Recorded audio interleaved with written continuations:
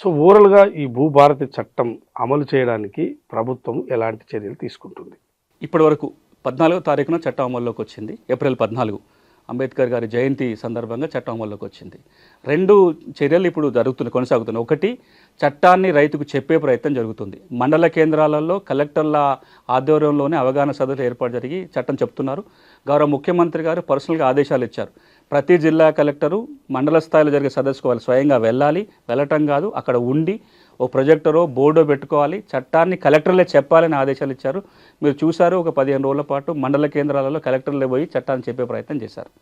దానికి తోడుగా ఆన్లైన్లో ఇబ్బంది ఉన్న వాళ్ళు దరఖాస్తు పెట్టేదాకా మనం ఎందుకు చూడాలి, మనమే అంటే ప్రభుత్వమే గ్రామాలకు వెళ్ళి దరఖాస్తులు తీసుకోవాలి అనే ఒక ఆలోచనతోటి రెవెన్యూ సదస్సులు నిర్వహించాలని నిర్ణయం తీసుకొని 4 మండలాల్లో పైలట్ కార్యక్రమం పూర్తయింది. ఇప్పుడు 28 మండలాలలో జిల్లాకు ఒక మండలం చొప్పున పైలట్ కార్యక్రమం నడుస్తుంది. ఈ 32 మండలాలలో రెవెన్యూ సదస్సులు నిర్వహించి సమస్యలు ఉన్న వాళ్ళ దగ్గర నుంచి ప్రభుత్వం ఒక దరఖాస్తు తీసుకుంటుంది. దానికి ఒక నమూనా తయారైంది. అది యాచారం మండలంలో టెస్ట్ చేసిన ఒక నమూనానే ఇప్పుడు రాష్ట్రమంతటా ఉపయోగించడం జరుగుతుంది. 2 పేజీలు ఉంటుంది, సింపుల్ అప్లికేషన్ ఫామ్.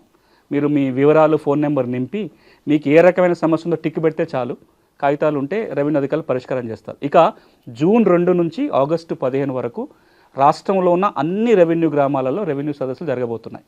అక్కడ ఉన్న రైతులు అప్లికేషన్ పెట్టుకుంటే రెవెన్యూ సిబ్బంది గ్రామంలోనే పరిష్కారం చేయబోతున్నారు. ఇది ప్రభుత్వం తీసుకున్న ఒక యాక్షన్ ప్లాన్, ఈ భూభారతి చట్టాన్ని రైతుకు చుట్టమయ్యేలాగా చేసే ఒక ప్రయత్నం.